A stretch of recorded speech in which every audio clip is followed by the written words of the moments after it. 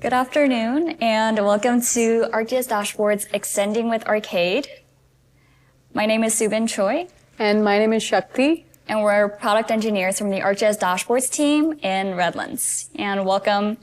We're happy that you'll be joining us for the next 45 minutes. So I hope you're in the right session.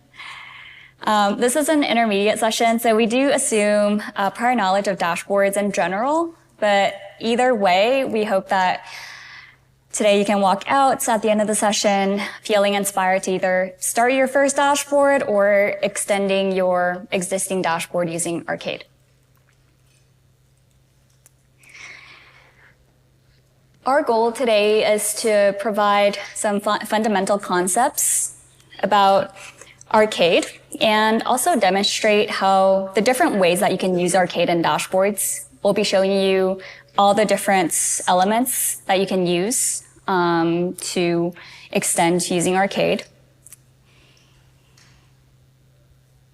But to get started, let's first start with what is Arcade. Arcade is a lightweight and portable expression language that is used across the ArcGIS system. In dashboards, as I mentioned, it's used in different ways. You can use Arcade to process data on the fly. You can also use Arcade to format and customize visualizations and how it's rendered. If you have experience in other ArcGIS apps, you probably have used Arcade to customize map symbols, map labels, pop-ups, and even for form calculations.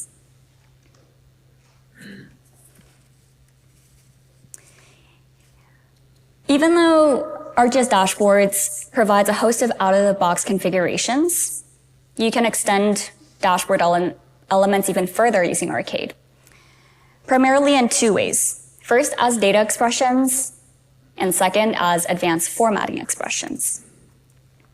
Let's start with data expressions. Data expressions can be used as a data source for all data-driven dashboard elements. The purpose is to process data on the fly by combining, processing, remodeling your existing data set for unique purposes. And that will allow you to unlock new insights in your data. You can access your data set using the Arcade feature set by portal item function, which is going to fetch your layer and return it as a feature set for additional processing operations. All data expressions return a feature set and are executed in dashboard time zone. And data expressions support the Arcade core, geometry, and data access function bundles. Next, let's talk about advanced formatting expressions. Formatting expressions can be used by the list, indicator, and table elements. And they can be used to provide fine-tuned control over how different properties appear on the screen for each element. Unlike data expressions, which function the same across all of your elements, for formatting expressions, it's going to slightly vary depending on what element you're using it in. So for all three elements, you can use the $ data points profile variable to access your features attribute values. But for indicators, if you have reference values enabled in your configuration, you can also use the $ reference profile variable. For tables, you can use the $ row index variable. All advanced formatting expressions return an Arcade dictionary of key value pairs that control the different properties. And like data expressions, formatting expressions are all executed in dashboard time zone and support the core function bundle. So in a nutshell, data expressions return a feature set to power your dashboard elements as data sources, whereas formatting expressions return a dictionary of key value pairs for controlling the formatting of your elements. Now, enough of the demo. enough of the slides. Let's dive into some demos. And for that, Shakti is going to kick us off. and show us different ways you can leverage Arcade and dashboards. Thanks, Subin. And welcome, everyone. Thanks again for joining us today. I'll be starting off by giving a quick introduction to this dashboard, and then we can get into the demo. So this is a restaurant inspection summary dashboard for the city of Los Angeles. And as you can see, the average score for the year 2024 is approximately 93, with 188 restaurants receiving a perfect score of 100. And we got a pie chart, which is displaying grades given during inspections. And next to that is a bar chart, which is visualizing the number of restaurants by the size and the risk levels associated with seating arrangements. And on the right, we have another bar chart, which is visualizing number of restaurants by violation type. And below that, we have a list element, which is showing all the inspection history details like the inspection date, restaurant location information, scores, grades given during inspection, etc. And lastly, on the map, we have restaurant location information. It's a point. And on the background, we have a zip code boundary layer, which is symbolized based on the population density. So overall, this is almost a well-established dashboard that's communicating some key information that one might want to see in terms of inspections. But this is all using the raw information collected during the inspection itself. What if I want to add more context to it, or even tell a story from a different perspective? That is where we can leverage Arcade and dashboards. With the help of data expressions, we can easily manipulate our data, or even do a lightweight analysis on the fly within a dashboard itself. And in addition to that, you can use Arcade to format elements, enabling custom styling and highlighting key information which draws attention to it. So let's see how we can enhance this dashboard. We'll start from the serial chart, for example. So like I said, this is visualizing number of restaurants by the size and the seating arrangements risk level.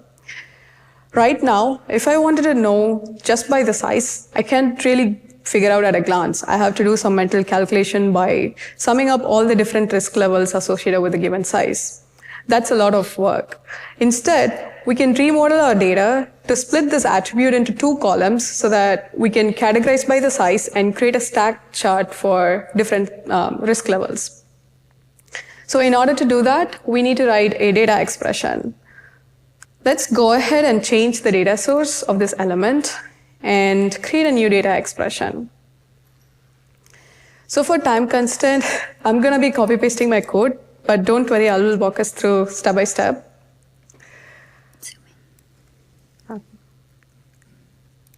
All right, so the first step is to access the portal where the feature layer lives by passing the portal URL to the portal function.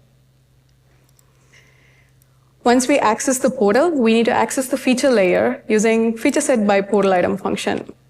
And this takes in a few parameters, such as the portal, feature service item ID, and the corresponding layer ID from the service. And followed by that, we specify a list of fields in an array format. And lastly, we have a Boolean parameter that determines whether to fetch geometry or not. So for this expression, we are going to only work with attributes, so I have set it to false. Additionally, I'm also wrapping this feature set inside a distinct function so that I can work with unique restaurant records. Because this dataset contains more than one inspection record for a given restaurant. And since we are only interested with the restaurant information and not the inspection details, doing so will reduce the dataset size and it's going to improve the performance of our expression.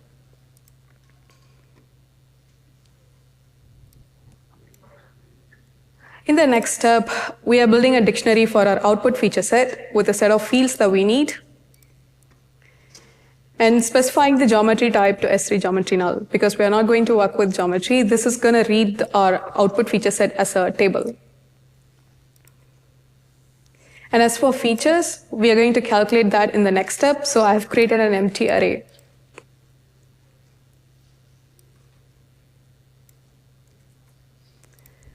So this is the main logic where we split our attribute. So here I'm looping through each feature in my feature set. And using split function, I'm splitting my attribute into restaurant size and the risk level associated with it, and assigning them to two different variables. Here I'm also using the trim function, which is another text function which we can use to trim off any extra spaces at the beginning or at the end of the text.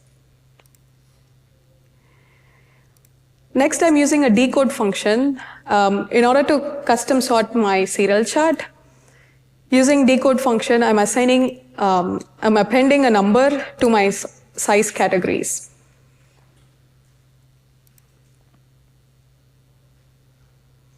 And as we calculate attributes for our feature, we push that into our output dictionary features array, which we have declared up here using push function.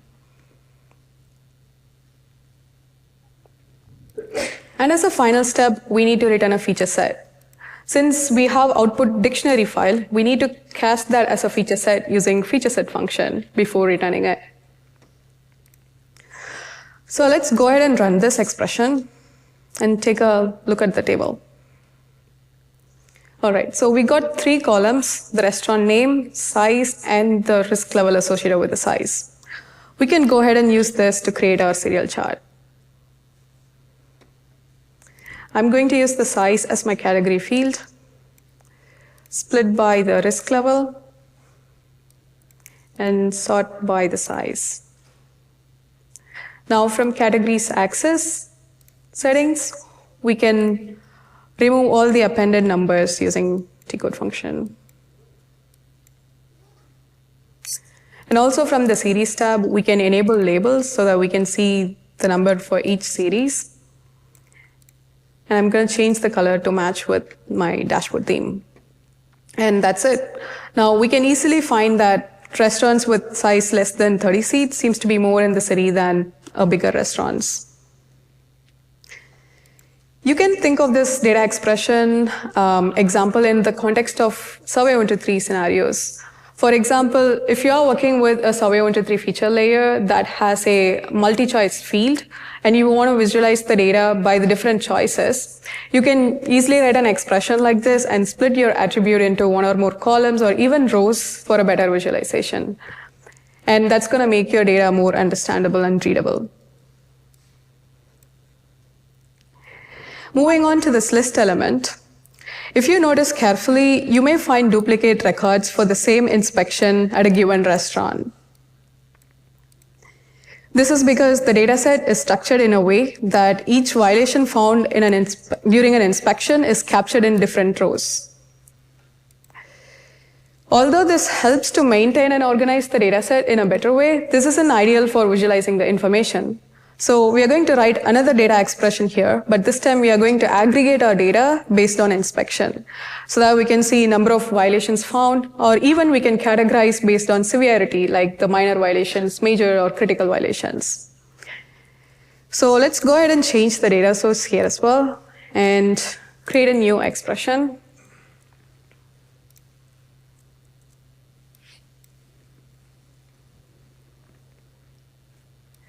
Again, the first step is going to be accessing the portal using portal function and accessing the feature layer using feature set by portal item function.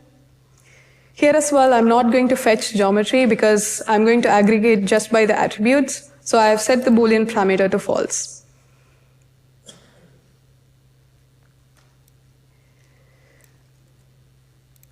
And in the next step over here, I'm using a group by function to aggregate our data based on inspection. And this function takes in 3 parameters. First, feature, which is our feature set. Next, an array of group by fields. And then a statistics field dictionary. Here we specify the name of the statistic field, expression. It could be just a field in your feature set, or you can even leverage SQL expressions to do any calculation. And lastly, the statistics type. It can be count, sum, min, max, etc. So in this statistics dictionary, first we are calculating number of violations using the violation code and count statistic. Then total violation points using some statistics on the points field, which is the violation points field. And in the next set of fields, we are categorizing based on severity, like minor, major, and critical. And here we are going to use SQL case when statement as an expression. That is when the violation points less than or equal to 2, then I'm returning 1 to count that as a minor violation. If the points are between 2 and 6, then I'm returning 1 to count that as a major violation.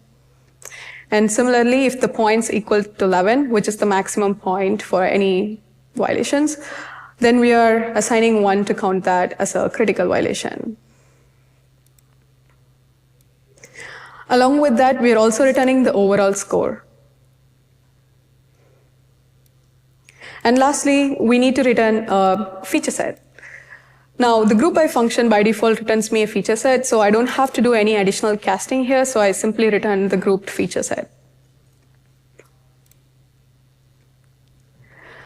Now, in the table, we got the address, the restaurant name, inspection date, number of violations, and out of which how many of them are minor, major, and critical.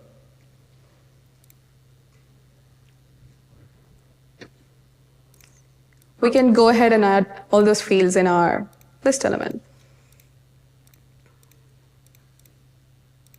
Inspection date, number violation, minor, major.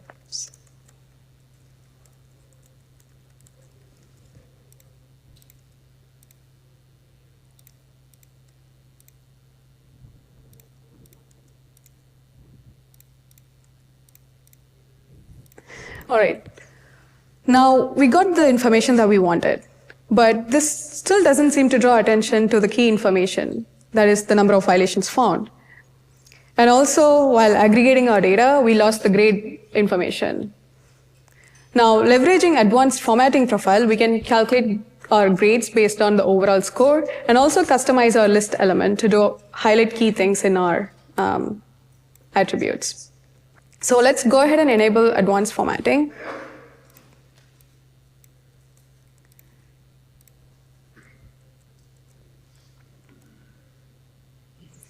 Here, first we are going to calculate a few variables based on the attributes returned by our data expression, and then we are going to customize our list element using HTML and CSS. Starting out with our grade calculation, here using when function, I'm categorizing the score. That is, if the score is above 90, assigning grade A. If it's between 80 and 90, then assigning B. If it's between 70 and 80, then C. If the score is below 70, apparently they close the restaurant temporarily until they get reevaluated, so the grade is not applicable. And using the same logic, I am conditionally assigning a background color to the line item. Instead, here I'm passing the RGBA value. And in the next step, I'm converting the restaurant address and the restaurant name to title case using proper function. And also formatting the inspection date using the text function.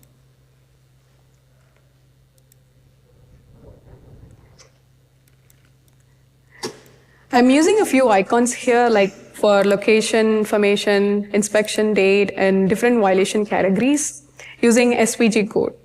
And we need to put it inside a backtick. As I mentioned, we can use HTML and CSS inside the Arcade editor itself so that we can use it dynamically. So the next set of variables are just inline HTML and CSS properties to customize the line item. The first div is for location information, such as the name, address, and the location icon. And another div for grade information. Here I'm also using the conditional background color that we defined up there.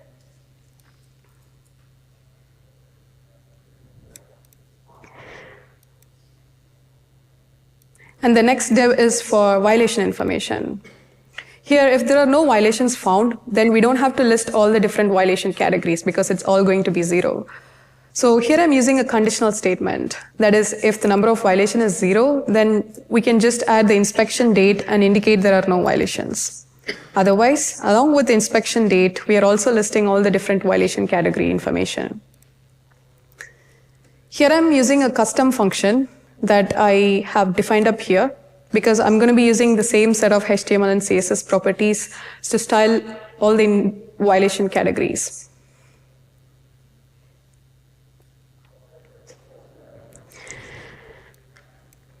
And finally, this HTML variable wraps everything inside one div block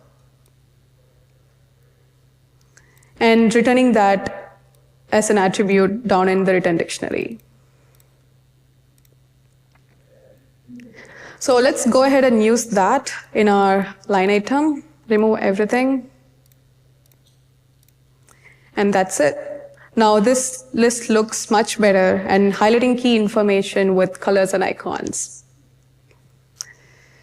With that, I'm going to hand it back to Subin to go over a few more use cases and examples where you can use Arcade. Over to you, Subin. Thanks, Shakti. So, as I mentioned earlier, there are different ways, different elements that you can leverage advanced formatting in dashboards. Shakti showed an example of using formatting expressions in lists. Now I'm going to take you through how you can leverage formatting expressions for indicators and tables to provide more context. And I'll finish off with another data expressions use case for calculating advanced statistics. So if you were at plenary earlier, you saw another version of this dashboard that is showing street service requests.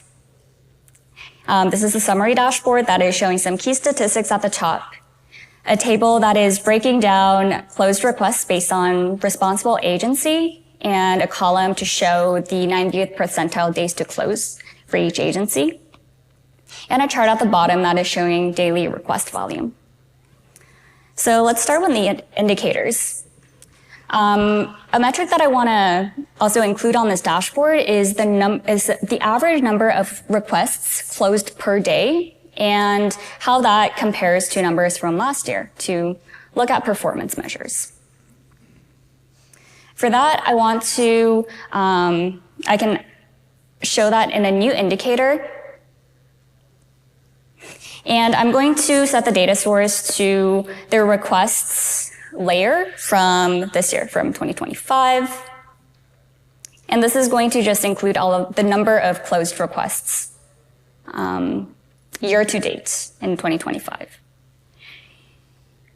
Since I want to compare to numbers from last year, I'm going to add a reference value that is going to be based on the count of closed requests from the same period from 2024. So by default, just by showing the count, you're seeing the raw numbers, the number of requests closed this time, this period 2025 versus 2024. But what I want to do is show the average number of closed requests per day. To calculate that, I'm going to leverage formatting expressions.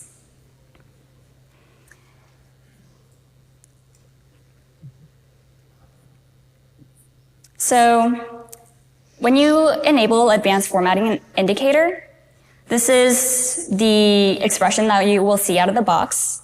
You will see that by default, you get a return dictionary of key value pairs, and each of these properties control the styling of the middle text color, text outline color, and even the icon. And I'm going to use a custom arcade expression that I created, where first I am declaring some arcade variables that is storing the start and end date of each year. The reason I need this is I'm going to need to calculate the number of days that exist between the two, the start and end dates. And I'll also need that information to calculate the number of network or working days between the two because, matter of fact, on weekends, no requests are being closed. So including that in the calculation will only skew the results. So here I am using the arcade date diff function to first figure out the number of days that exist between the start and end. And here I've actually created a custom arcade function called network days, where I am passing the start date and the duration as parameters, and using this logic to figure out how many working days exist during that period, to exclude weekends.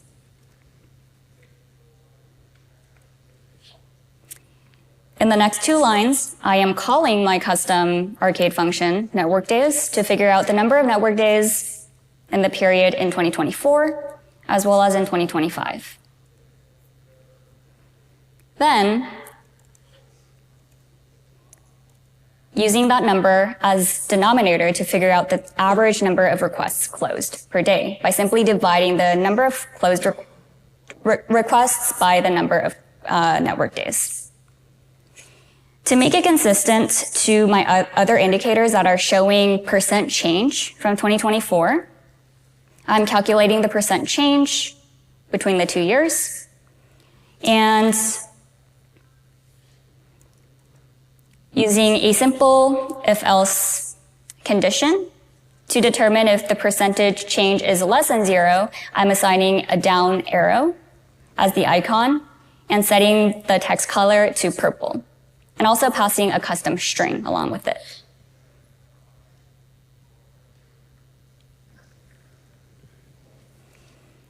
At the end of the expression, I am returning an arcade dictionary, passing the properties that I've defined as these middle texts, top texts, and even passing the icon as the icon name. Once I hit done, you'll see that the indicator has updated where the middle text is showing 145 for the average number of requests closed per day in 2025, and that it is 27% lower than 2024. Since the icon is not showing yet because we have yet to configure the icons in the dropdown, you can simply add from a vast selection of icons. I have a down arrow right here that I've selected. And I just need to assign it a name that I have used in my expression so that they can be mapped.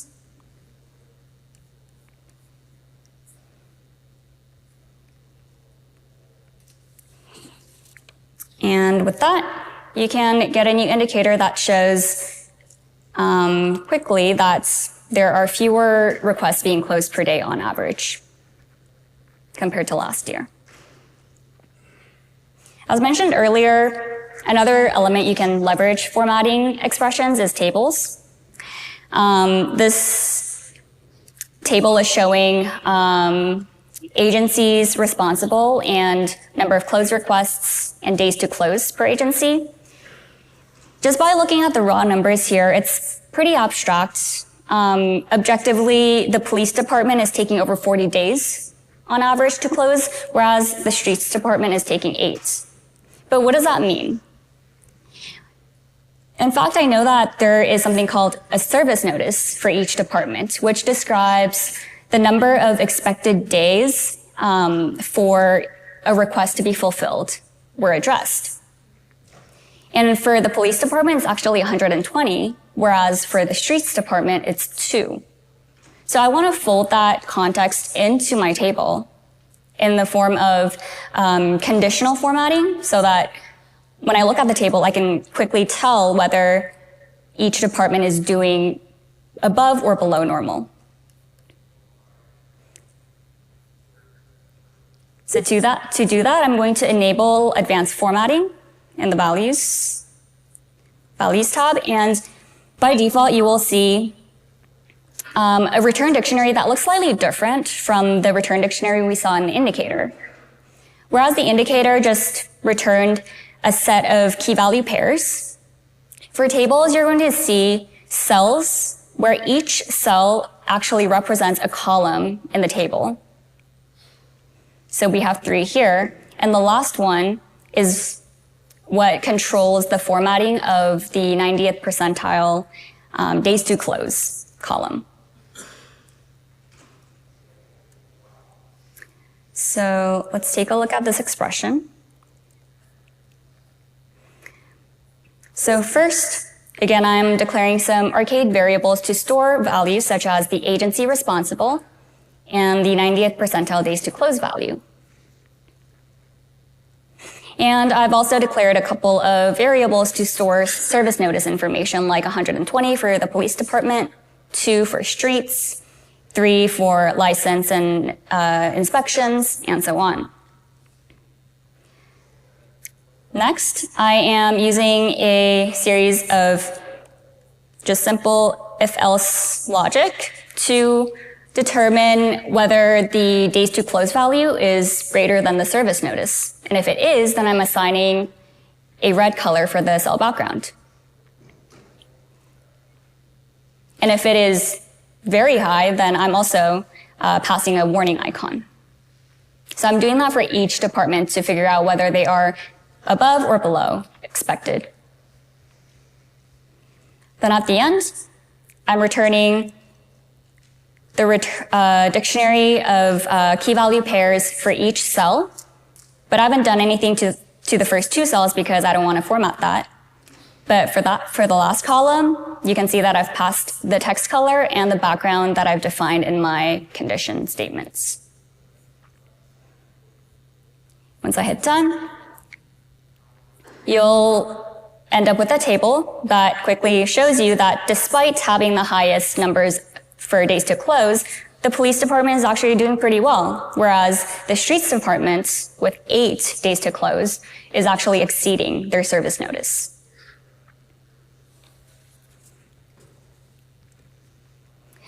So I was able to leverage formatting expressions to add context to my visualizations. Next, I want to enhance this bar chart by using data expressions to not only visualize daily request volume, but also to show running total or cumulative total statistics.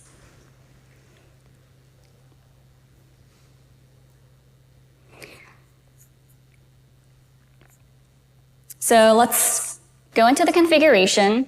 Data expressions are used as data sources, so we're going to swap out the layer for a new data expression.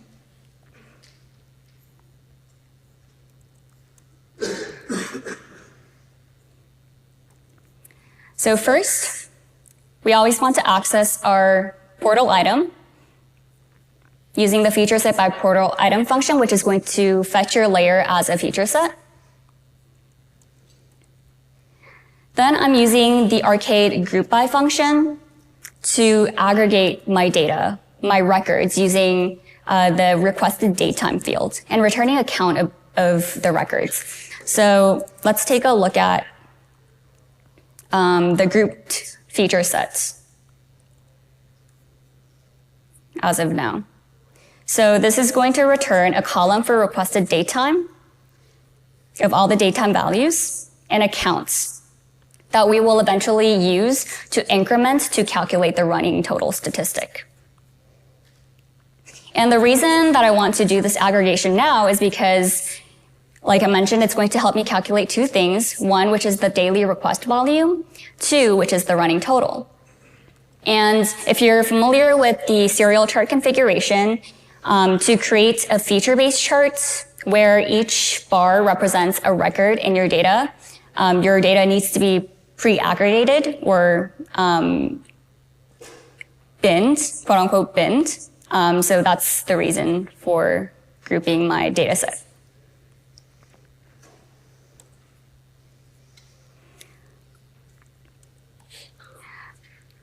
Next, I'm looping through each feature from my feature set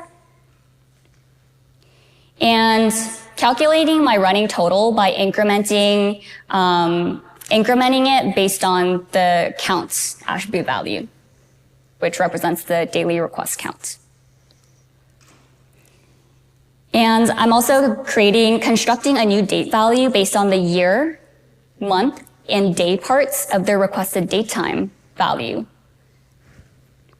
And this will, just getting everything up to the day parts will help me come up with a daily interval. Once I have the feature constructed, I am pushing the feature to an array of features. Then, in my newly generated return dictionary, I'm going to pass the array of features. And this is where I've defined the new data schema.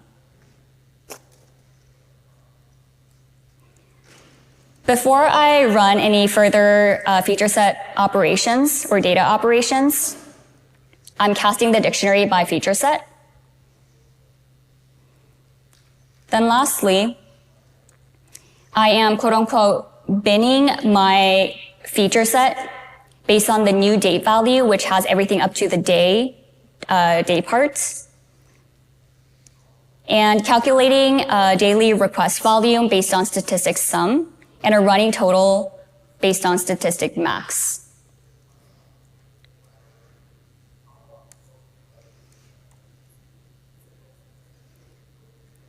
And let's see what the feature set looks like.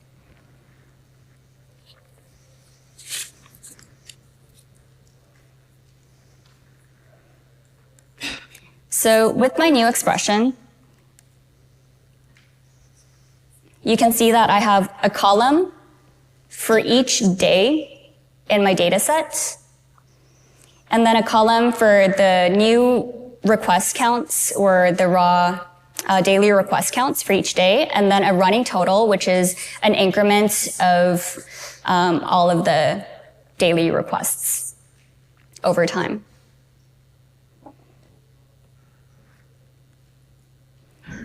In the configuration, I can create a feature-based chart, setting the category field to date field, and then adding the two series accordingly.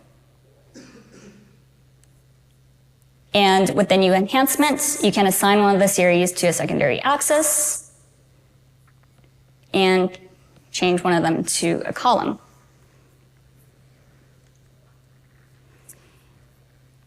And with a few more refinements, you can get a chart that looks like this, where you have performed advanced statistical calculations to not only visualize data in a different way, but in doing so, helping you unlock new insights in your data set. So now that we've looked at how to leverage Arcade within your dashboards, I'm going to hand it back to Shakti, who's going to show you ways that you can leverage Arcade outside of dashboards, but then to enhance visualizations indirectly within your dashboards. So for that, I'm going to hand it back to Shakti.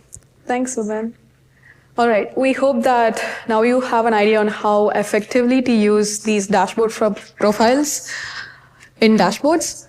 But along with that, there are two other Arcade profiles that you can leverage in dashboards, which are the form calculation and the pop-up. So due to time constraints, we're going to briefly give an overview of these profiles, but if you are interested, there are other sessions later today and tomorrow, so check them out.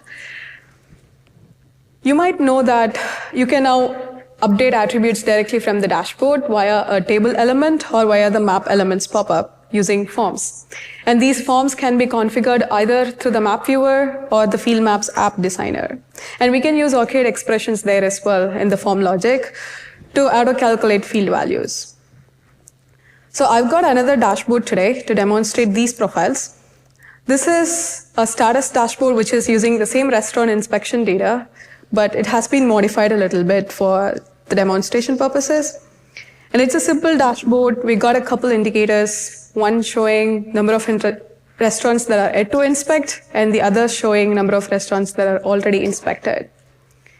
And below the map, we have a table that is listing all the inspection details like the violations found, scores and grades given during inspections, etc.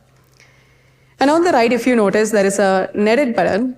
And if I click that, it's going to open up a form, which I've configured in the map viewer.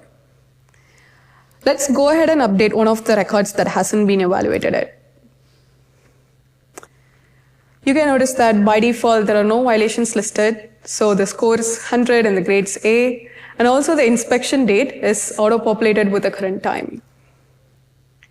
Now, if I switch the violation code to something else, assuming that I found a violation in the restaurant, you can notice the following fields are auto-calculated based on my selection.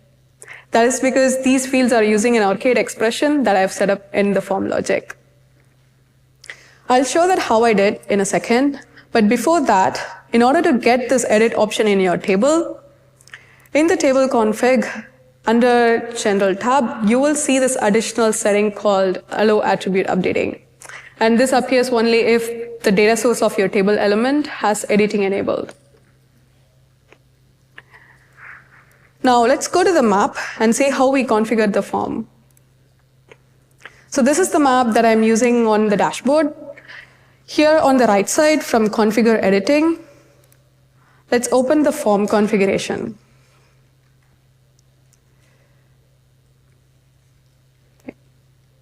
Okay. All right, so here we can drag and drop fields to include in our form. And if we click on one of the fields, it's going to open the properties on the right side. And under Logic section, if we click the settings icon next to calculated expression, where we can add new arcade expression to auto-calculate that specific field. So for this violation points, I already have an expression set up.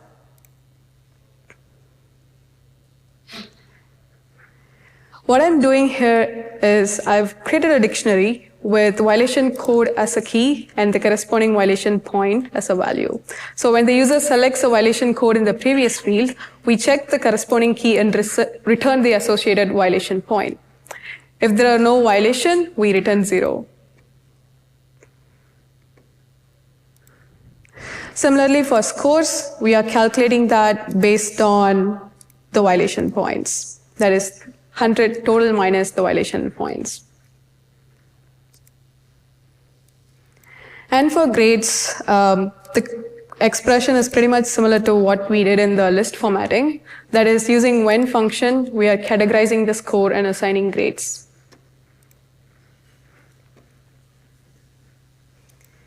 And lastly, for the inspection date, we are returning the now function to get the current time. And that's it. It's as simple as that. And if you're interested, there is a session tomorrow by the Field Maps team, I think at 1 p.m., so check it out. The next profile that I want to talk about and that you can leverage in dashboard is the pop-up. So I have a pop-up configured on this web map. Oops, wrong one. Again, wrong.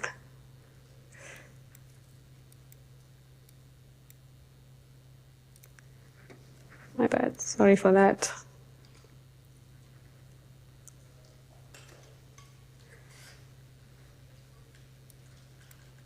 Okay,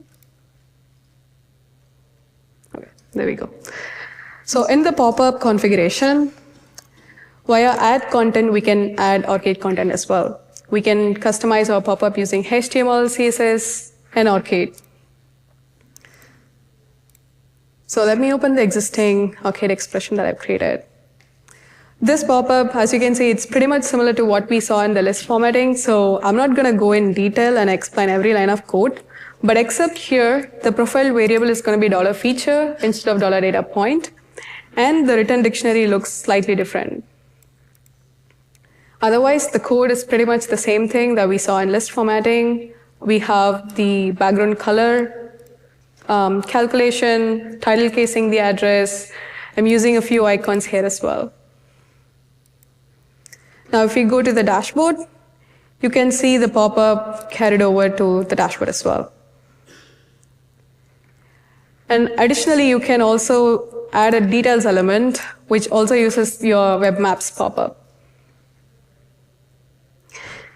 That's all for the demo today. So let's move to the last topic of the session, which is best practices. Utilize built-in functions when possible, be it for formatting or data expressions or any arcade expression. Make sure you are leveraging existing arcade functions that are available in bundles, because this is going to avoid unnecessary extra line of code and it's going to optimize your code for performances. And speaking of performances, there are a few things to be cautious about when working with data expressions. For example, first, avoid writing data expressions if you have an out-of-the-box option available. And we can reuse the same expression as a data source on any number of data-driven elements within a dashboard. Work with smaller data sets. When possible, filter out any records that are not relevant for your expression by using filter functions or using distinct function like we saw in the example today, because that will reduce the backend traffic by not pulling everything from your service. And simplify any complex logic. It's best to avoid nested for loops, especially if you are working with a larger data set, because that will slow down the execution of your expression, and thus when you load the dashboard, the elements which are consuming your expression, it's going to take a longer time to load. And refresh intervals. You can set refresh intervals on your expressions, but do so only if the underlying feature layer is updating frequently and the expressions should reflect those changes, otherwise avoid it too. And lastly, the geometry. Fetch geometry or use geometry functions only if it's required. Again, data expression is not a replacement for any ETL workflow, so do any analysis outside the dashboard before bringing it in for visualization. And yeah, I think that's pretty much it. In the next slide here, we got few resources like the blog posts, documentations, and articles that you can refer to. And the first link over here is an ArcGIS online group where we have shared the dashboard that we demoed today. You can make a copy of your own and explore the expressions we showed today. And yeah, with that, if there are any questions, it's time to ask.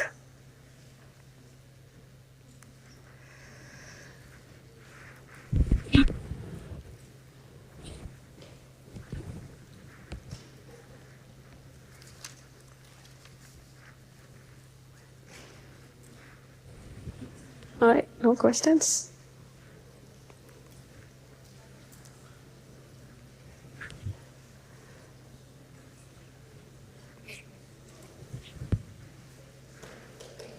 Thanks, everyone.